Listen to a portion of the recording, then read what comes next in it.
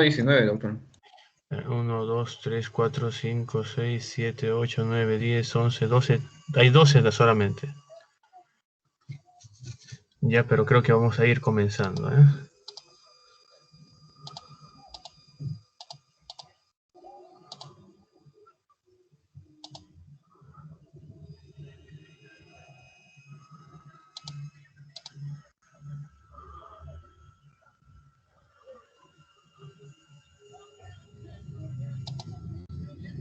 ¿Se puede ver la pantalla, Pablo? Sí, doctor. Listo, perfecto. Entonces vamos a comenzar. Bueno, buenas tardes, jóvenes. Quien les saluda es el doctor Sevilla, médico internista del Hospital Hipólito Unanue. El doctor Mantilla amablemente me ha invitado a dictarles una clase de vital importancia, ¿no? Vamos nosotros a ver que la insuficiencia respiratoria es el común denominador, es la vía final de todos los trastornos respiratorios cuando no se controlan. ¿De acuerdo? Entonces, nosotros tenemos algunas definiciones que tener en cuenta. La insuficiencia respiratoria es el fracaso del sistema respiratorio. Estamos diciendo bien claro, fracaso del sistema respiratorio. ¿De acuerdo? Bueno, los alumnos que han rotado conmigo ya hemos hecho hincapié en la diferencia entre sistema y aparato respiratorio. Doctor, ¿no es igual? No es igual. El aparato respiratorio está constituido de los pulmones y las vías aéreas, mientras que el sistema respiratorio involucra todos los órganos, todos los sistemas que participan en el intercambio gaseoso. ¿De acuerdo? ¿Qué es intercambio gaseoso? Entrada de aire rico en oxígeno y salida de aire rica en dióxido de carbono. ¿Qué otros sistemas participan aparte del aparato respiratorio? El sistema nervioso central, que es quien regula el impulso respiratorio, quien lo inicia, quien regula el patrón respiratorio. La pared torácica, ¿no? Que está constituida básicamente por los músculos intercostales, ¿no? La parrilla costal, el diafragma, principal músculo inspiratorio, los músculos del abdomen. Además de eso, el aparato cardiovascular. Ustedes saben que el corazón derecho, funcionalmente hablando, es que se encarga de dar el flujo a la arteria pulmonar para poder realizar el intercambio gaseoso. Sumado a estos sistemas se encuentra también la sangre. ¿Por qué, doctor? Porque ustedes recuerdan que el oxígeno y el CO2 circulan unidos a una proteína llamada hemoglobina. Que esta hemoglobina puede estar disminuida en casos de las famosas anemias. Entonces nosotros podemos encontrar signos de hipoxemia en pacientes que tienen anemias muy severas. Por ejemplo, importante, el aire ambiental. Casi nadie lo menciona, el aire ambiental. ¿Por qué, doctor? Porque definitivamente no compartimos de repente la importancia del aire ambiental. Ustedes recuerdan que del aire ambiental justamente viene el concepto de la famosa FiO2. ¿No? De la famosa FiO2. ¿Qué es la FiO2? La fracción inspiratoria de oxígeno, que aproximadamente es el 21%. ¿Qué significa? Que el 21% del aire que nosotros inspiramos, ¿de acuerdo? Que nosotros inspiramos es oxígeno. ¿De acuerdo? El resto son otros gases, principalmente el nitrógeno, el monóxido de carbono, el dióxido de carbono y otros gases nobles. La insuficiencia respiratoria no es una enfermedad en sí. Realmente es un síndrome que tiene como confluencia el final de todos los procesos específicos que no solamente son de origen respiratorio, es decir, pulmonar, para que sea más claro, sino también de origen cardiológico. Ustedes saben que la insuficiencia cardíaca aguda, la insuficiencia cardíaca congestiva, se presenta en una de sus formas graves en forma de lo que se llama el edema agudo de pulmón cardiogénico, que conlleva la insuficiencia respiratoria. Problemas neurológicos, por ejemplo, doctor, si tengo un compromiso a nivel del tronco del encéfalo, ¿De acuerdo? A ver.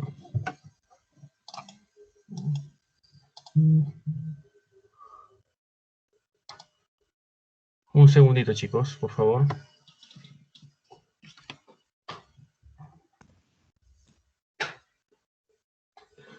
Un segundito, Paolo, ¿ya? Ya, doctor, está bien.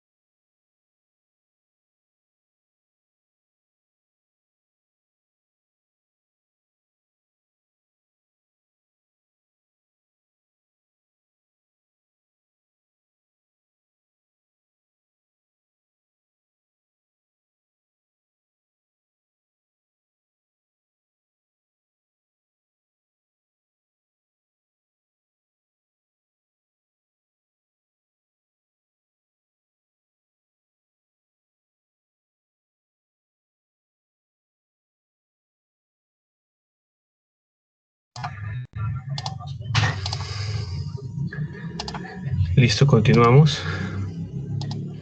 ¿Se me escucha, no, Paolo? Sí, doctor, te escucho bien. Perfecto. Entonces, compromisos a nivel del sistema nervioso central, en este caso el centro respiratorio, que ustedes ya saben que se encuentra a nivel del tronco y el bulbo, también puede repercutir en el inicio del impulso respiratorio y el patrón respiratorio, ¿no?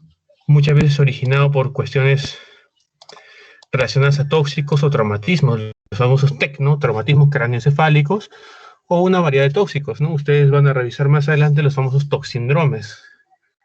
¿Qué son los toxindromes? Son toda la constelación de manifestaciones clínicas producto de la intoxicación con una determinada sustancia. Por ejemplo, los opioides, benzodiazepinas, ¿no? Por ejemplo, los anticolinérgicos, por ejemplo, los parasimpático-miméticos, etcétera, etcétera, etcétera. Ustedes saben que en el alveolo, tenemos una concentración de gases a una presión determinada, en este caso el oxígeno a 100 milímetros de mercurio y la PCO2 a 40. Hay una gradiente que me permite el pasaje de gases de un compartimiento a otro. ¿Qué cosa es una gradiente? Es una diferencia entre dos presiones.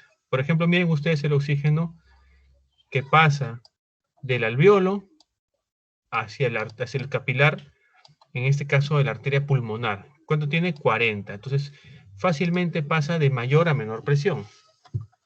De igual manera, la presión parcial de CO2 tiene 46 aproximadamente a nivel del capilar venoso, en este caso el capilar de la arteria pulmonar que tiene sangre desoxigenada, y a nivel del alveolo es en 40, entonces facilita el pase. Para que ese intercambio sea exitoso, la membrana alveolo capilar tiene que estar íntegra, no tiene que estar dañada.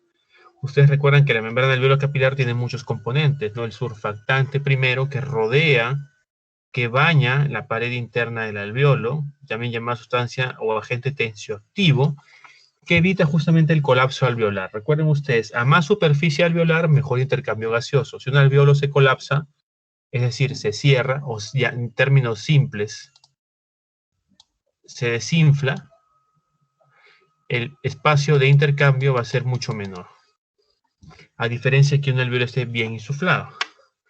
Entonces, en pacientes en los cuales yo voy a tener presentaciones crónicas, porque hay presentaciones agudas y crónicas, nosotros vamos a reconocer patrones muy típicos, ¿no? Por ejemplo, dentro de los más comunes se encuentran los procesos obstructivos, restrictivos y por alteración de la difusión. ¿De acuerdo? De alguna u otra manera, la definición es clara, ¿no? Principalmente cuando tengo una obstrucción, el problema principal es oxigenatorio. Y cuando el problema es restrictivo, el principal problema es ventilatorio. Recuerden ustedes, comenzamos a fijar conceptos. Cuando yo hable de problema oxigenatorio, estoy hablando de presión parcial de oxígeno. Cuando yo hable de problema ventilatorio, estoy hablando de presión parcial de CO2. ¿Debido a qué? A que ustedes recuerdan que para poder ingresar y salir los gases se necesita el proceso ventilatorio. Doctor, ¿qué es una ventilación? Una ventilación es una inspiración más una expiración. Cuando ustedes contabilizan la frecuencia respiratoria, ustedes contabilizan una respiración cuando tienen una inspiración y una expiración. ¿Me entiende? Y esa proporción tiene más o menos un nivel de 1 a 2. Recuerden ustedes que la expiración es más prolongada que la inspiración. La insuficiencia respiratoria tiene muchas clasificaciones. La más común, la más importante, tal vez la más interesante es la que está en esa diapositiva. La llamada tipo 1, también llamada hipoxémica, la tipo 2 hipercápnica o hipercávica, la tipo 3, la también llamada perioperatoria, y la tipo 4 asociada a shock o hipoperfusión, ¿no? ¿En qué consiste cada una? La tipo 1 se caracteriza básicamente por niveles muy bajos de presión parcial de CO2. Digámoslo muy claro, se define como una presión parcial, presión parcial de oxígeno menor de 60 milímetros de mercurio. Muchas veces el paciente suele tener una presión parcial de CO2 normal o baja. ¿Debido a qué, doctor? Como el paciente tiene un problema oxigenatorio, es decir, no hay oxígeno en la sangre, de manera compensatoria el paciente lo que hace es ventilar más rápido, respira más rápido, por así decirlo, las famosas agitaciones o las disneas. El paciente tiende a respirar más rápido. Doctor, pero usted nos ha explicado que cuando se incrementan las ventilaciones, la presión parcial de CO2 en sangre arterial disminuye. ¿Por qué, doctor? Porque con cada ventilación se va eliminando dióxido de carbono. ¿De acuerdo? La mayoría de las circunstancias en una insuficiencia respiratoria hipoxémica, la gradiente alveolar arterial de oxígeno se encuentra normal. Ah, doctor, ya sabemos cuál es la gradiente alveolar arterial. Es la diferencia que hay entre la presión de oxígeno entre el alveolo y entre el capilar arterial. La tipo 2 es la básicamente denominada hipercápnica, donde la presión parcial de CO2 es la que se encuentra elevada. Generalmente, vamos a encontrar nosotros que las insuficiencias respiratorias tipo 2, sobre todo las crónicas, suelen presentar un nivel de PO2 normal, o sea, de presión parcial de oxígeno normal.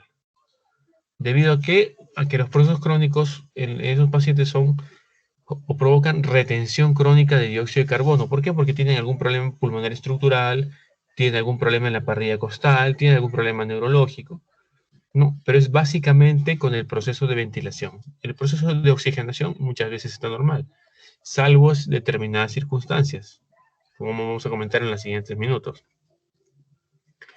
La tipo 3 llamada perioperatoria se produce ¿por qué? Porque hay una disminución de la capacidad vital. ¿Por qué? Por los anestésicos. ¿De acuerdo? Va a haber limitación de la expansión torácica, muchas veces por obesidad. Y la tipo 4 es aquella en la cual se encuentra un estado de hipoperfusión. ¿Debido a qué, doctor? A que ustedes recuerdan que cuando nosotros hablamos de shock, Hablamos de hipotensión arterial, hipoperfusión tisular e incremento de ácido láctico. ¿Qué significa, doctor? Que para que la respiración celular se lleve a cabo es necesario la presencia de oxígeno. Nuestras células son aeróbicas. Nosotros no somos seres anaeróbicos como las bacterias. Necesitamos oxígeno. Y para poder utilizar el oxígeno necesitamos un adecuado nivel de hemoglobina, necesitamos un adecuado funcionamiento del aparato cardiovascular.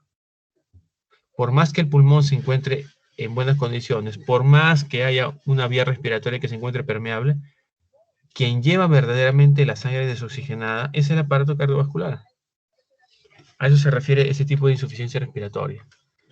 Según el criterio evolutivo, insuficiencia respiratoria aguda cuando tiene pocos días de evolución.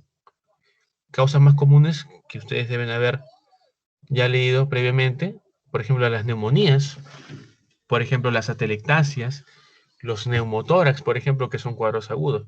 Insuficiencias respiratorias crónicas, aquellos pacientes que suelen cursar con problemas estructurales crónicos, por ejemplo, los pacientes que tienen EPOC, los que tienen EPIT, pacientes con bronquiectasias, pacientes con secuelas de TBC tipo cavernas, tipo bronquiectasias. Y en algunos casos suele presentarse la insuficiencia respiratoria crónica reagudizada. ¿Qué significa? Que en un paciente que tiene ya una patología pulmonar de base, digamos, por ejemplo, un pulmón secular después de una TBC, aparece un factor que hace que este pulmón no tolere un proceso estresante y se produzca insuficiencia respiratoria aguda sobre un problema crónico. ¿De acuerdo? Según el mecanismo fisiopatológico, nosotros tenemos 5 mecanismos de insuficiencia respiratoria, que ya deben haberlos revisado ya ustedes. ¿No? Dependiendo de cada uno de ellos, vamos a ver que uno es más complejo que otro. Los más conocidos, los 5 mecanismos son, primero, la disminución de la fracción expiratoria de oxígeno en el aire ambiental. Por ejemplo, en los casos en los cuales un paciente puede quedarse atrapado en un lugar cerrado. Por ejemplo, un ascensor. La hipoventilación alveolar. No hay un proceso adecuado de ventilación. Doctor, cuando hablamos de ventilación, vamos a hablar del esfuerzo respiratorio. Y para que se produzca ese esfuerzo respiratorio, tiene que haber buen funcionamiento, primero, del sistema nervioso central. Segundo, de la caja torácica. Los músculos intercostales.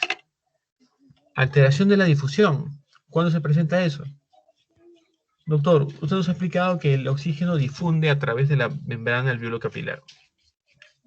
Pero ¿qué pasaría si yo tuviera una gran reducción, un gran compromiso a nivel de la membrana del tejido parenquimal pulmonar? No se ha producido ningún intercambio, no va a difundir el oxígeno. O sea, el oxígeno no pasa, pero lastimosamente nuestras células siguen produciendo dióxido de carbono porque es su metabolismo. Es como la basurita del metabolismo, de la respiración celular. Doctor, no ingresa oxígeno porque mi pulmón está dañado, pero se sigue produciendo dióxido de carbono porque es producto del metabolismo celular. La alteración de la ventilación-perfusión, tal vez el mecanismo más conocido. ¿Qué significa, doctor? Yo tengo aquí los pulmones. Fisiológicamente hablando, ustedes saben que principalmente los ápices son los que se encuentran más ventilados, ya que el oxígeno es un gas. Y también sabemos que la sangre, al ser líquido, tiene peso. Eso implica que las bases tienen una mayor perfusión que los ápices. Esa relación de ventilación-perfusión tiene que respetarse siempre. Pero vamos a ver cuadros en los cuales esa alteración, ese equilibrio se rompe, ¿no? Un término que debemos reconocer es el espacio muerto. ¿Por qué es el espacio muerto? Es el gas, el volumen de aire que no participa en la hematosis, que no participa en el intercambio gaseoso. Alveolar, cuando se encuentra en el alveolo. Otro también llamado espacio muerto, de alguna otra manera, ciertamente fisiológico. ¿Por qué? Porque no va a intercambiarse. ¿De acuerdo? Es decir, ventila alveolos que no están perfundidos. Doctor, ¿qué significa eso? Imagínense que yo tengo aquí un alveolo, tiene su capilar por acá afuera. El aire entra, pero no va a entrar a este capilar, no va a difundir al capilar, porque la barrera, en este caso de la pared del capilar, está muy engrosada debido a un proceso inflamatorio. El espacio muerto fisiológico, como su nombre lo dice, fisiológicamente, cuando yo respiro, no todo el aire que yo respiro va a ingresar al intercambio gaseoso. Va a haber una parte que no va a producir su intercambio. A ese se le llama espacio muerto fisiológico. Al aire que se queda atrapado en la vía aérea se le llama espacio muerto anatómico. En la insuficiencia respiratoria aguda tenemos cuadros de minutos, horas a días. Un ejemplo de 10 minutos, por ejemplo, un cuadro de anafilaxia y un cuadro de angioedema, ¿no? Edema de glotis por un cuadro alérgico. Horas, por ejemplo, un paciente con un proceso de asma, una famosa crisis asmática o exacerbación asmática. Días, por ejemplo, infecciones. Insuficiencia respiratoria crónica es el paciente que tiene una evolución de mucho más tiempo, meses, años, y muchas veces suele ser la vía final de muchos problemas de origen pulmonar. La crónica reuizada creo que se entiende fácilmente. Es aquel paciente que tiene un daño crónico y se le agrega un problema agudo. La causa más común son las infecciones, por ejemplo, las neumonías. Inclusive pacientes con insuficiencia respiratoria crónica, como por ejemplo los pacientes que tienen EPOC, pueden presentar exacerbaciones. Yo imagino que ustedes tienen o han tenido una clase sobre EPOC, han revisado los fenotipos del EPOC. Hay un fenotipo que es no exacerbador, pero hay 3 que sí exacerban. O sea, entran en crisis. ¿No? Por ejemplo, el enfisematoso, el bronquítico crónico y el fenotipo asma EPOC, ellos sí exacerban. Las causas más comunes de las insuficiencias respiratorias tipo 1, dependiendo, el desequilibrio o la alteración ventilación-perfusión tiene mucho que ver sobre todo con los procesos que provocan alvéolos no ventilados porque están ocupados o vasos o alvéolos que no se encuentran perfundidos. Por ejemplo, cuando hablamos de desequilibrio, alteración, ventilación, perfusión, los pacientes que tienen EPOC, por ejemplo, asma. Esos pacientes tienen alvéolos perfundidos, pero muchas veces no ventilados porque hay broncoconstricción. ¿No es cierto? Por ejemplo, los embolismos pulmonares, ¿no? ¿Qué pasa en el embolismo pulmonar? Doctor, una de las arterias pulmonares se obstruye por un coágulo, entonces ya no hay sangre desoxigenada que vaya a realizar intercambio. Recuerden ustedes que, doctor, pero hay sangre, pero hay aire que ingresa por la vía respiratoria del paciente y que tiene que puede de alguna otra manera pasar, sí, pero que aquí estamos ante un mecanismo de intercambio gaseoso. Tiene que haber de ambas partes para que se produzca el intercambio. El cortocircuito, o también llamado shunt, es la máxima expresión de lo anterior. Son los cuadros más graves. ¿Por qué se le llama cortocircuito? Porque va a venir el oxígeno, en este caso el CO2, y va a saltarse alvéolos que estén colapsados u ocupados. Se va a ver una desviación. Va a haber, es como por ejemplo en las cardiopatías congénitas, cuando la sangre pasa de las cavidades izquierdas a las derechas, igualito. Aquí el oxígeno se va a saltar alvéolos que no se encuentren ventilados. Vamos a ver muchas causas, por ejemplo, la insuficiencia cardíaca, las neumonías. ¿Qué van a provocar eso, doctor? Alvéolos. Recuerden ustedes que la neumonía es la infección del alvéolo. El alvéolo se llena de una sustancia llamada exudado.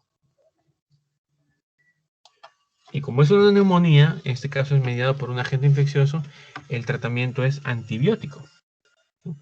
En el caso de los pacientes que tienen desequilibrio o alteración ventilación perfusión, hay otras causas más, ¿no? Por ejemplo, inflamaciones intersticiales, por ejemplo, los famosos EPIT al inicio, cuando el paciente todavía no llega al grado de fibrosis. Dentro de la insuficiencia respiratoria tipo 2, el principal problema es ventilatorio. El paciente no ventila adecuadamente, no respira adecuadamente, y como no respira adecuadamente, comienza a retener dióxido de carbono en su sangre. tenemos dos situaciones. En pacientes pulmones ya dañados, generalmente los pacientes con EPOC, con algún tipo de infección severa como la sepsis, asmas muy graves, pero el asma es un problema de vía aérea, no es de parénquima. Y tengo pulmones normales. ¿Qué significa? Que el problema es ventilatorio, pero no por un problema pulmonar. Ustedes deben haber escuchado, por ejemplo, el famoso síndrome de Guillain-Barré, el cual es una polirradiculoneuropatía que evoluciona de forma ascendente. Muchos de los pacientes requieren terapia respiratoria. Otros cuadros más comunes, igualmente comunes, son el botulismo, ¿no?, que es mediado por una toxina, la toxina botulínica, la esclerosis lateral amiotrófica, ¿no? Son problemas que comprometen a los nervios periféricos, que son los que se encargan de inervar el diafragma, los intercostales. ¿De acuerdo? Entonces volvemos aquí, un cuadro resumido. Si tengo un paciente con insuficiencia respiratoria, yo voy a analizar. Si tiene hipercapnia, es decir, incremento de dióxido de carbono, yo analizo. Si el parénquima pulmonar es sano, yo pienso en problemas básicamente neuromusculares u obstructivos más lejanamente. Si tiene hipercapnia, yo analizo el parénquima pulmonar. Si pulmonalmente es, digámoslo así, patológico, podríamos estar frente a un asma o un EPOC. Si no hay hipercapnia, solamente es hipoxemia, yo tengo que analizar si es un problema agudo o si es un problema crónico. Si es agudo, localizadamente, generalmente las neumonías y las tromboembolisas pulmonares suelen ser locales. Doctor, ¿puede haber neumonías multilobares? Por supuesto que sí. Pero ¿qué ocurre cuando son difusas los problemas agudos? Ahí se presenta lo que se llama edema de pulmón. Pero no es un edema que se produce por diferencia entre la presión oncótica y la hidrostática, sino es un edema de tipo inflamatorio. ¿De acuerdo? Ahora lo vamos a comentar. Algunos conceptos gasométricos que no deben faltar, ¿no? Presión parcial de oxígeno, dependiendo de cada uno de los mecanismos. Presión parcial de CO2, gradiente alveolar arterial, ¿de acuerdo? Y lo importante, si corrige con oxígeno. De todos ellos, chicos, el único que no responde con oxígeno es el shunt, o también el cortocircuito. Este mecanismo no responde a oxígeno. Los demás sí. Dentro de las manifestaciones clínicas, ustedes saben, ¿no? Si yo tengo un paciente con hipoxemia e hipercapnia, va a haber compromiso sobre todo a nivel del sistema nervioso. ¿Por qué? Porque cuando hay hipercapnia, el dióxido de carbono fácilmente puede llegar a provocar trastornos de conciencia, puede provocar edema cerebral, ¿no? Por ejemplo, por la situación de hipoxemia, falta oxígeno. ¿Qué suele haber? Principalmente cefalea, trastornos cuantitativos de la conciencia, puede haber insomnio, inquietud. Recuerden ustedes que cuando yo tengo hipoxemia, el aparato cardiovascular tiende a compensar por medio de la taquicardia. Cuando es más grave, ya viene la bradicardia. Además de eso, una hipoxemia suele ser una causa frecuente de arritmias cardíacas, inclusive arritmias ventriculares, que son las que provocan el paro cardíaco, solamente por hipoxemia. ¿De acuerdo? Ante pulmones normales, los síntomas igualitos son cefalea, ¿no? Principalmente diaforesis, sudoración excesiva, somnolencia, y pudiera haber incluso edema cerebral. A nivel cardiovascular, hipertensión generalmente de tipo sistólico. ¿Por qué? Porque la sistólica es un mecanismo de compensación, un mecanismo de defensa. Mientras la sistólica se eleve sola, no hay ningún problema. Cuando la diastólica se eleva, es que ya es el diagnóstico de hipertensión. Entonces ahí tenemos síntomas definitivamente que podemos entenderlos. Hipoxemia, chicos, hablamos presión parcial de oxígeno menor de 60. Hipercapnia, presión parcial de CO2 mayor de 45, otras literaturas dicen 50. ¿De acuerdo? Ambos producen un cuadro muy interesante en el compromiso del sistema nervioso central. Bien. Definitivamente, yo debo hacer el diagnóstico de insuficiencia respiratoria lo más tempranamente posible. ¿Por qué? Para evitar los efectos tanto de la hipoxemia como de la hipercapnia. ¿Cuáles son síntomas precoces? Por ejemplo, ansiedad, cefalea, ¿no? Disnea, ¿no? Inquietud. Intermedias, ya comienza a haber una vasoconstricción periférica. ¿Por qué, doctor? Porque como hay hipoxemia, el cuerpo tiende a cerrar los vasos de los órganos que no cree que son vitales. En este caso, la piel, el lecho esplácnico, que son las vísceras. Y se prioriza el flujo de sangre y oxígeno a los órganos que realmente son importantes. Tardías, definitivamente aquí hablamos ya de complicaciones muy severas y que las manifestaciones clínicas solamente van a ser el reflejo de la gravedad del paciente. Cuando tengo una insuficiencia respiratoria, un problema hipoxémico muy avanzado, el paciente ya suele tener cianosis. Y además de eso es una llamada de alerta. Porque cuando hay cianosis, significa que no hay una buena perfusión. Podríamos estar frente a una insuficiencia respiratoria tipo 4 también. Arritmias. Shock cardiogénico. Coma. ¿De acuerdo? Hay signos de gravedad definitivamente. ¿Cuáles son los más llamativos? Vamos a encerrarlos para que lo recuerden y no se olviden. El empleo de los músculos auxiliares, o también llamado accesorio. ¿Con qué finalidad se activan esos músculos? Con la finalidad de ingresar mayor cantidad de oxígeno. Por ejemplo, los famosos tirajes, el aleteo nasal, son por uso de musculatura accesoria. La taquicardia, como proceso compensatorio. La taquipnia, también, porque se incrementa el número de ventilaciones en una hipoxemia. Pero ¿qué va a pasar? A ver, Paolo, ¿qué pasa si yo ventilo como para poder incrementar la cantidad de presión parcial de oxígeno con el incremento de frecuencia respiratoria? ¿Qué pasaría con la PCO2?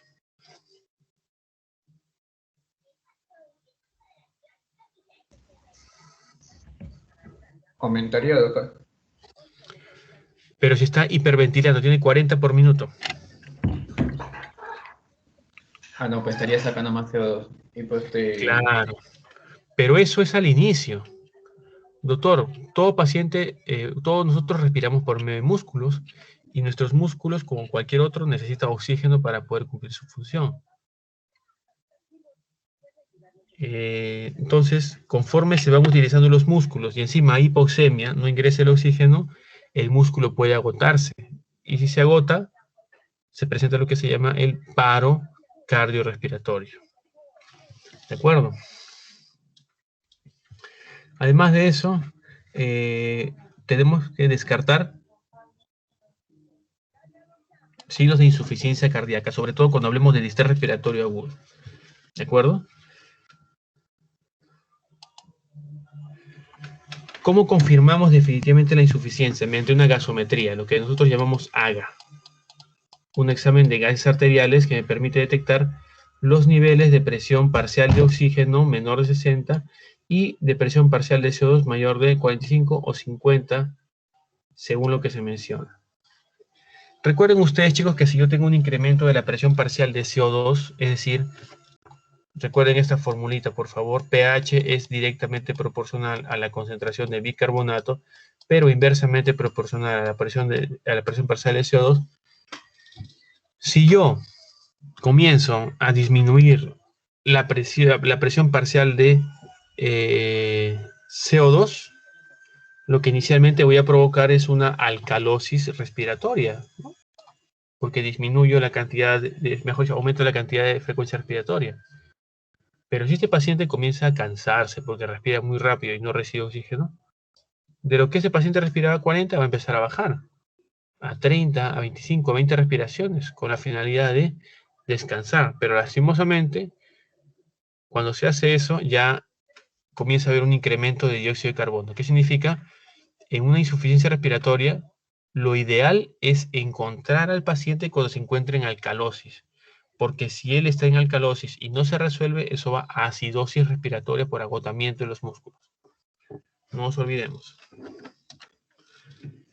Bueno, no es solamente para recalcar, en la parte hipoxémica, generalmente la presión parcial de oxígeno es la que se encuentra baja, pudiendo estar normal o discretamente baja la presión parcial de CO2, sobre todo cuando estamos en un proceso de hipercapnia.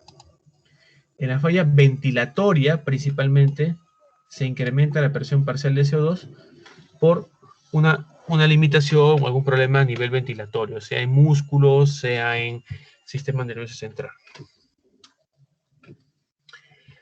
¿Qué necesito para yo poder saber la causa? Lo primero que necesito es una gasometría, creo que está claro. Las causas más comunes son infecciones, neumonías, por ejemplo. ¿Qué necesito? Un hemograma para hacerse infección y nivel de hemoglobina, cultivos para saber si hay algún germen que yo pueda detectar, exámenes de frotis de esputo y cultivo para saber, hacer la coloración GRAN y saber si es un germen GRAN positivo o GRAN negativo para poder iniciar tratamiento antibiótico. Examen de función renal también. ¿De acuerdo? Un electrocardiograma también debería estar. Definitivamente es parte del estudio. Miren ustedes, el examen de rayos X, tenemos dos casos, ¿no? En el primer caso tenemos un síndrome de consolidación con broncograma aéreo. Neumonía, doctor, una neumonía lobar derecha, generalmente forma más frecuente de presentarse la neumonía adquirida en la comunidad. En la segunda imagen, ¿qué cosa vamos a ver? Miren ustedes, comparen la densidad de aquí con la densidad de acá. Negro totalmente esto es un neumotórax, y esto que ustedes ven aquí es el pulmón que se encuentra colapsado, como desinflado, por así decirlo. Es decir, yo tengo que buscar la causa de la insuficiencia respiratoria. Hay un algoritmo diagnóstico, ¿no? En base a criterios clínicos, yo utilizo un hemograma y la gasometría arterial para saber cuál es la causa. De inmediato, tipifico. Si mi presión parcial de oxígeno es mayor de 60, busco otros cuadros, ¿no? Por ejemplo, los problemas psicógenos suelen cursar con hiperventilación, sensación de falta de aire, dolor torácico. Y podemos decir tranquilamente a una persona que no conoce, uy, tiene neumonía, se va a morir. Y no sabe que su problema tal vez es psiquiátrico. Entonces, realmente cuando tengamos una presión parcial de oxígeno menor de 60, en ese caso recién pensaremos en una insuficiencia respiratoria tipo 1. Lo segundo es determinar la presión parcial de CO2, para saber si es normal o anormal. Si tengo una presión parcial de CO2 normal o baja, el problema no es ventilatorio, el problema es principalmente oxigenatorio, ¿no? Por ejemplo, en pulmones claros, ¿qué suele presentarse en este tipo de pacientes? Los EPOC, ¿no? Broncoespasmo, por ejemplo, en los pacientes con asma. ¿De acuerdo? Si tengo lesiones muy típicas en la radiografía, las más comunes son las neumonías, que puedo ver como infiltrados de tipo alveolar algodonoso. Y lo siguiente que tengo que ver es que si es una presión parcial de CO2 alta, yo voy a determinar, después de la oxigenación, determinar los niveles de PCO2 mediante el AGA. Si yo tengo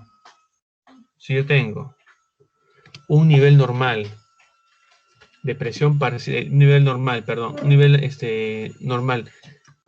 de la gradiente y un nivel elevado de presión parcial de CO2, voy a encontrarme frente a una depresión del centro respiratorio. ¿Por qué? Porque mi problema no es pulmonar. Recuerden ustedes que la gradiente alveolar arterial es la diferencia de presiones entre alveolo y capilar. Si eso se encuentra normal y yo tengo una presión parcial de CO2 dentro por encima de lo normal, el problema no es pulmonar, el problema es de otro tipo, neuromuscular, ¿no? Puede ser a nivel del bulbo, a nivel de los músculos periféricos, a nivel del diafragma, etc. Ahora, si la presión parcial de CO2 está alta y encima la gradiente es anormal, yo procedo con una radiografía de tórax y determino cuáles son las probables causas, ¿no? Por ejemplo, tengo una presión parcial de CO2 elevada con una gradiente alta ¿no? Lo siguiente que hago es una radiografía de tórax y pueden ser de repente un edema de pulmón, puede ser un distrés respiratorio agudo. Todos los pacientes, chicos, que tienen problema ventilatorio, probablemente al inicio van a hacer alcalosis respiratoria, es decir, van a eliminar la presión parcial de CO2. Pero en un momento determinado van a comenzar a cansarse, van a respirar mucho menos y van a comenzar a retener CO2. ¿Cuáles son las medidas terapéuticas? Primero necesito evaluar la buena evolución de los gases, en este caso el oxígeno y la presión parcial de CO2. ¿Qué debo conseguir? Que la presión parcial de oxígeno suba y la PCO2 baje. No solamente lograr que el paciente sature bien y que tenga una presión de dióxido de carbono por debajo de 45, sino además de eso, asegurar un patrón ventilatorio adecuado. Doctor, ¿de quién depende el patrón? Del sistema nervioso central, ¿no? Es decir, ¿qué tan bien va a poder ventilar este paciente? De nada me sirve que la membrana basal, en este caso la membrana alveolar arterial, se encuentre bien si es que el paciente va a respirar de manera pésima. ¿De acuerdo? Y estabilidad hemodinámica. ¿Cuáles son medidas básicas generales que yo voy a poder hacer? Tomar un examen de gases en sangre, una oximetría de pulso, aprovechando un comentario sobre lo que estamos viendo en el tema del coronavirus, evaluación funcional respiratoria. Lo que en un país civilizado se debería hacer es la flujometría. Aquí eso no se hace, peor todavía en tiempos de COVID, no lo van a hacer. Manejo de la vía aérea. Hay algunas circunstancias que van a requerir intubación orotraqueal. No sé si lo he puesto por acá. Pues eso. Oxigenoterapia, principalmente, lo que desea es poder elevar la saturación a más de 90. Ya, a más de 90. Lo otro puede ser 95, 96, sí, pero evitar, sobre todo en pacientes con pulmón con daño muy crónico, evitar saturaciones entre 99 y 100%. Porque lo único que vamos a conseguir es que se comience a retener el dióxido de carbono. Definitivamente el oxígeno es una medida sumamente básica, ¿de acuerdo? Es soporte, solamente no ofrece ningún tipo de curación. Vamos a poder nosotros administrar el oxígeno mediante diferentes formas, ahora lo vamos a ver. ¿Cuáles son los objetivos de la oxigenoterapia? Tratar la hipoxemia, disminuir el trabajo respiratorio. ¿Por qué? Porque los músculos respiratorios también necesitan oxígeno. Y disminuir el trabajo cardíaco. ¿Por qué? Porque imagínense ustedes, en un paciente que se ha infartado, lo que ese paciente menos necesita es que se haga esfuerzo a nivel cardíaco por un tema hipertensivo. ¿De acuerdo? Entonces, se evita el trabajo a nivel cardíaco. ¿Por qué? Porque pudiera desencadenar nuevamente una lesión miocárdica, como un infarto, por ejemplo. Hay diferentes formas de poder administrar el oxígeno. Tenemos sistemas de bajo flujo y de alto flujo. Bajo flujo da una fracción inspiratoria muy baja. Alto flujo da una oxigenación aún mayor, ¿no? Y aquí lo tenemos. Dispositivos de alto flujo, tenemos las famosas máscaras de Venturi, ¿de acuerdo? Las famosas máscaras de reservorio. Y me pueden asegurar FiO2, es decir, fracciones inspiratorias, hasta el 50%. Hasta el 50%. ¿De acuerdo? Además de eso, voy a poder utilizar las dispositivos como las cánulas binasales, ¿no? Que son esos tubitos que van en la nariz, donde su fracción inspiratoria como máximo llega hasta 40, 5 litros por minuto, de acuerdo que es una FiO2 del 40%. Pero no es lo mismo la máscara que la cánula. Definitivamente la máscara es mucho mejor. ¿Qué es lo que vamos a hacer en pacientes que tienen un problema crónico y se reagudiza? De igual manera veo su gasometría. Si no hay hipercapnia, se encuentra dentro de lo aceptable todo, el paciente solamente recibe oxígeno. Pero cuando hay una hipercapnia importante, el paciente no tiene por qué recibir oxígeno. ¿De acuerdo? ¿Por qué, doctor? Vamos a ver. Recuerden ustedes que nuestro estímulo para poder respirar, ¿cuál es, Paolo?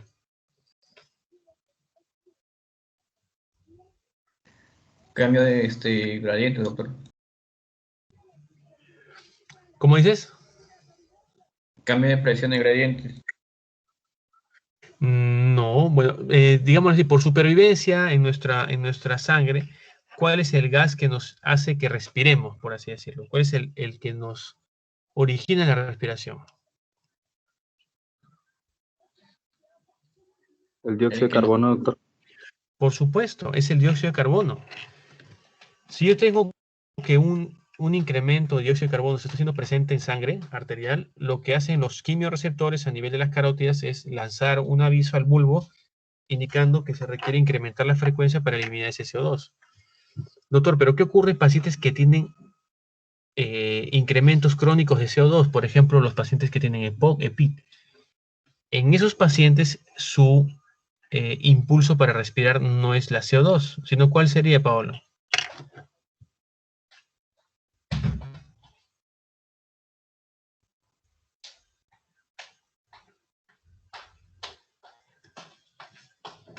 ¿Alguien puede responder?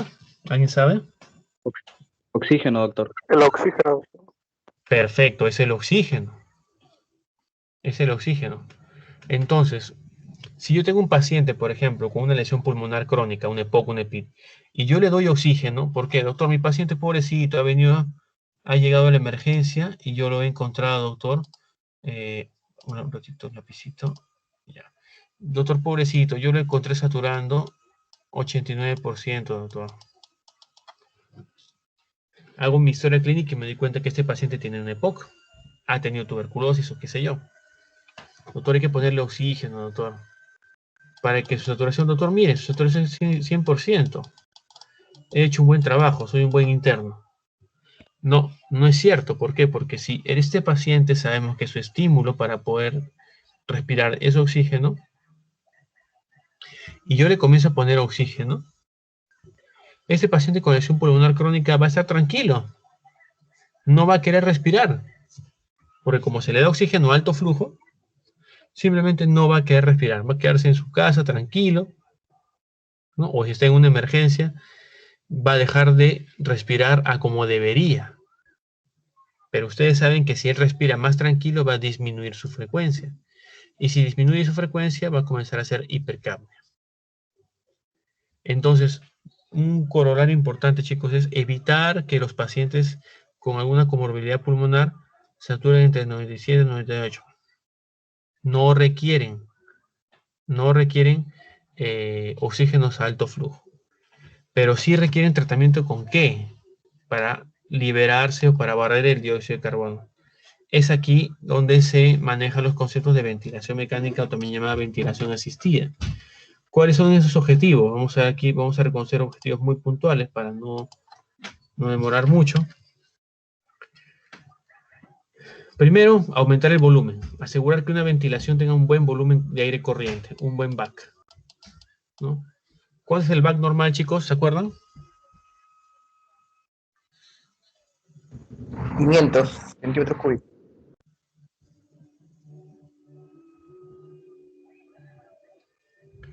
Ya. ¿Cuánto es el back, chicos?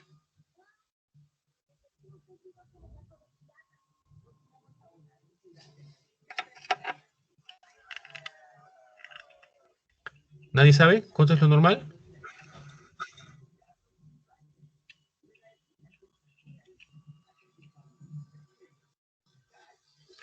¿Nadie recuerda? A ver, Paolo. También, doctor, medio litro. Ya, yo te hago la pregunta, Paolo. Tengo dos pacientes, uno pesa 40 kilos, el otro pesa 120. ¿Será igual 500 para ambos? No, doctor. No, no es cierto. ¿Qué significa? Lo que tú has dicho es cierto, pero es un cálculo de un volumen de aire corriente, también llamado volumen de aire o volumen tidal, en un paciente de aproximadamente 70 kilos. Pero si yo quiero ser más exacto, yo debo decir, doctor, hay un porcentaje, ¿no? Hay un valor que se multiplica por una constante, en este caso es el peso, que es más o menos de 7 a 8 por kilo. ¿Qué significa, doctor? Que si mi paciente pesa 70 kilos, es 490, 500, o sea, entre 490 y 560 mililitros el volumen de aire corriente. ¿De acuerdo? Además de eso, revertir la hipoxemia. Reducir el trabajo respiratorio. Recordemos que este paciente ha estado taquipnéico, respirando a gran velocidad. Revertir la acidosis respiratoria aguda. Eso es lo principal, sobre todo. Si ustedes les preguntan cuál es el objetivo de la ventilación mecánica, revertir la acidosis respiratoria aguda. Y a su vez, ¿cuál es una indicación para la ventilación mecánica? Que haya acidosis respiratoria aguda. O sea que hay una retención aguda de este caso de CO2. Prevenir o revertir atelectasias. ¿Por qué? Pregunta, a ver chicos, ¿nosotros fisiológicamente respiramos a presión negativa o presión positiva? Negativa. Negativa. Negativa. ¿Todos estamos de acuerdo o alguien dice que no?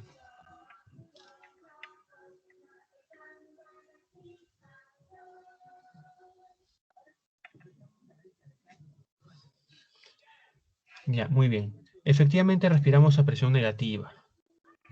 A presión negativa. Pero todas las respiraciones por ventilador mecánico, chicos, son respiración positiva, son a presión positiva. ¿Qué significa? Es como si nos estuvieran soplando por la boca cuando se intuba a un paciente. Entonces recibimos una presión positiva desde afuera. ¿Y eso qué permite? Que los alvéolos no se colapsen, no se peguen unos a otros, o en ellos mismos no se desinflen. Eso es lo que permite el soporte ventilatorio. Disminuir el consumo de oxígeno sistémico. ¿Por qué? Porque vamos a racionalizar el uso del oxígeno. ¿Cuáles son las indicaciones? Hipoxemias severas. Hipoxemias severas. Acidosis, sobre todo respiratoria. Hipercapnias por encima de 50, acompañado de acidosis, hipoxemia. Un paciente que está respirando demasiado rápido. Generalmente mencionan más de 35 por minuto.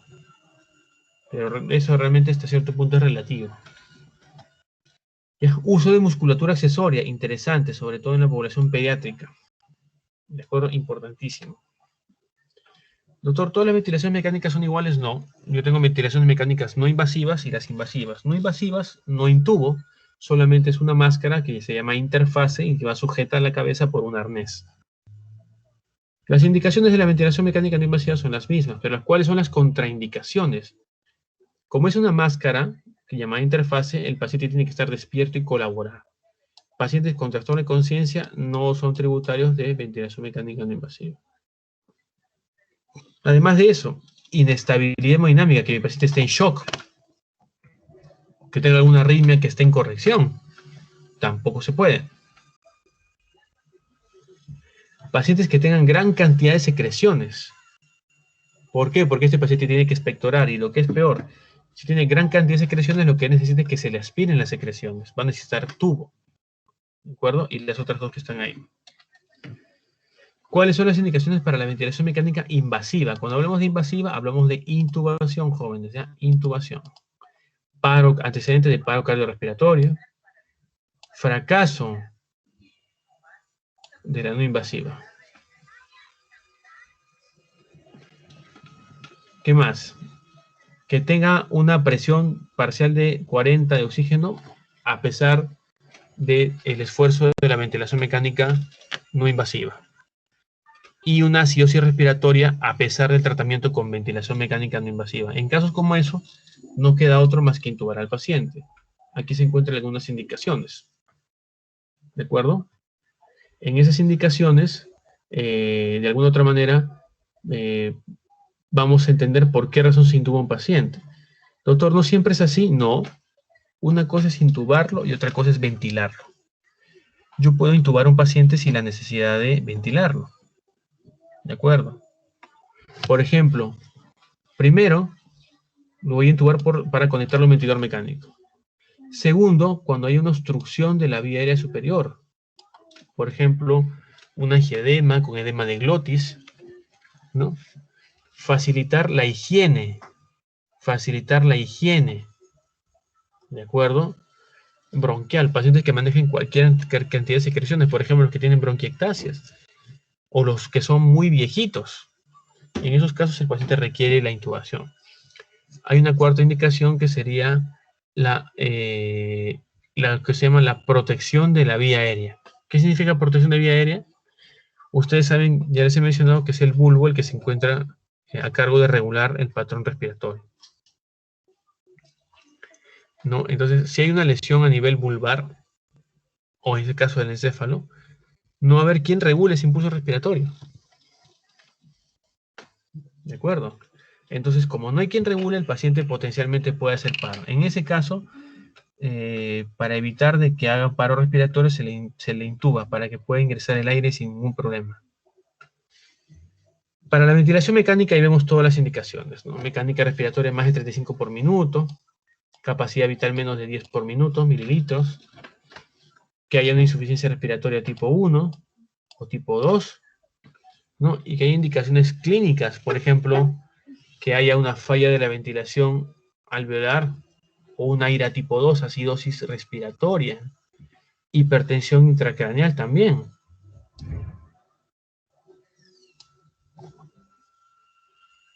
Además de eso, hipoxemias severas, ¿no? Profilaxis frente a inestabilidad hemodinámica, o sea, todas las circunstancias que me van a obligar a un paciente a ponerlo en ventilador mecánico.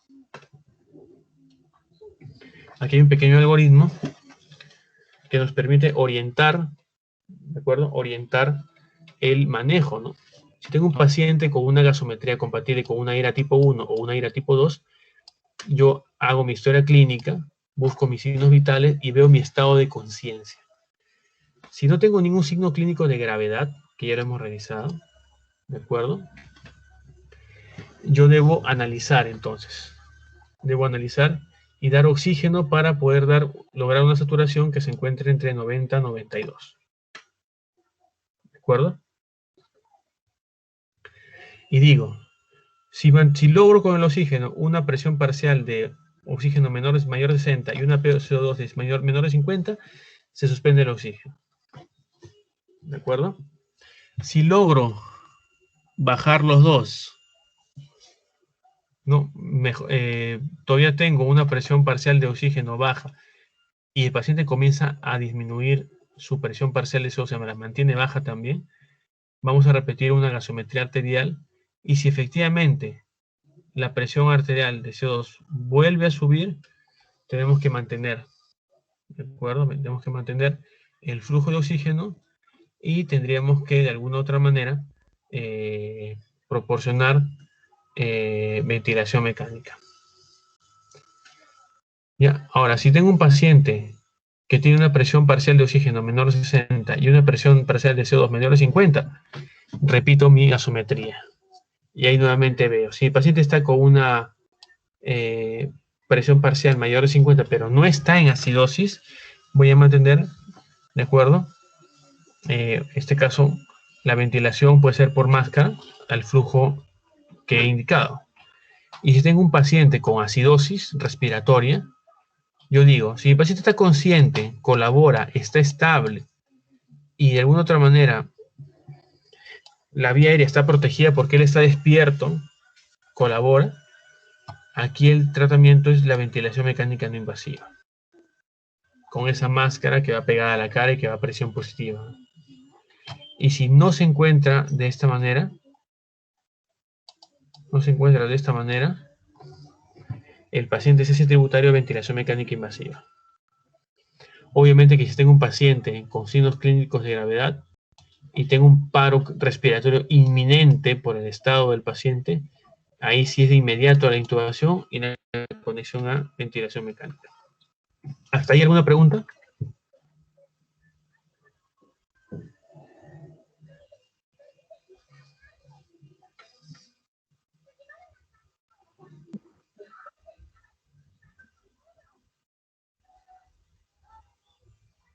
Paolo.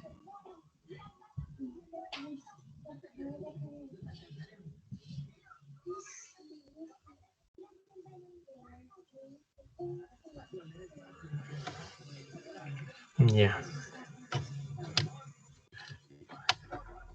No hay preguntas entonces.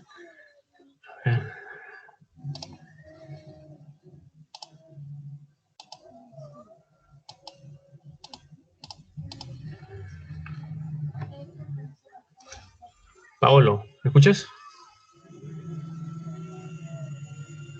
Sí, doctor, sí lo escucho. Sí, bueno, como no hay preguntas, el tratamiento aparte de un comentario, ¿no?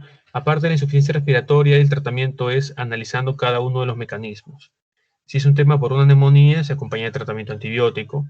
Si es un tema, digámoslo así, neuromuscular, va a depender del pronóstico del paciente. Por ejemplo, pacientes con Guillain-Barré van a quedar con lesiones muchas veces secuelares independientemente de la respuesta de tratamiento. O sea, se le va a dar, por ejemplo, tratamiento de Guillain-Barré o al botulismo y pueden quedar con lesiones seculares importantes.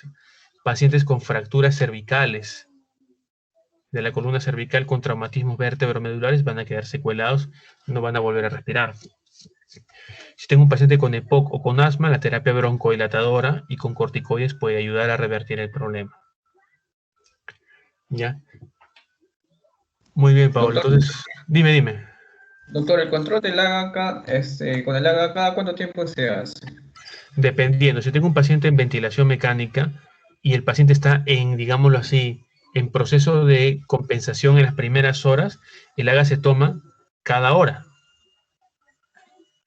Es más, si el paciente se encuentra en ventilación mecánica, nosotros no podemos hacer ningún cambio en el ventilador mecánico a menos que tengamos un examen de gasometría. Los cambios del ventilador mecánico no se hacen al azar. Yo tengo, de alguna otra manera, en un paciente que tiene insuficiencia respiratoria, yo evalúo con mi AGA.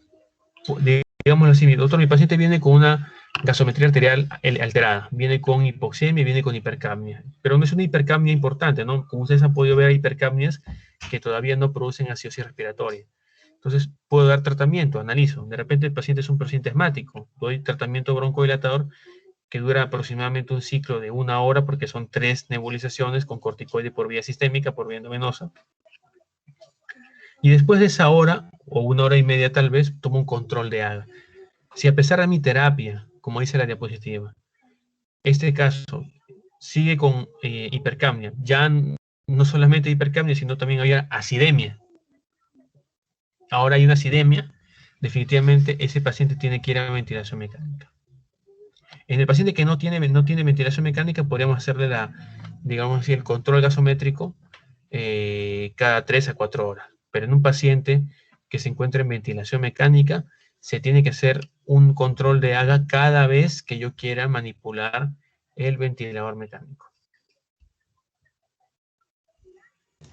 Bien, doctor, muchas gracias. ¿Ya? ¿Alguna pregunta más, chicos?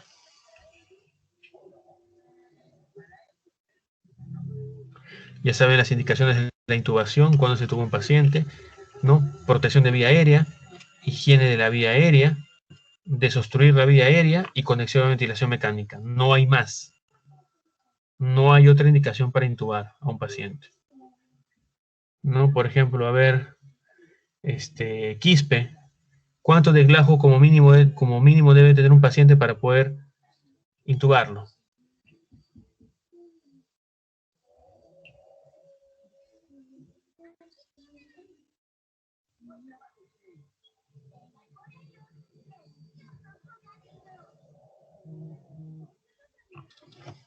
¿Está ahí quispe o no está?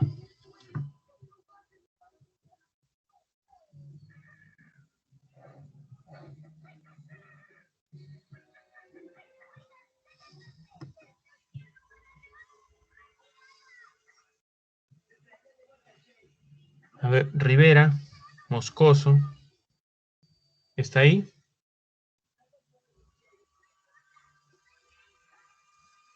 Sí, doctor. Ah, muy bien. ¿Cuánto de Glasgow debe tener un paciente para intubarlo?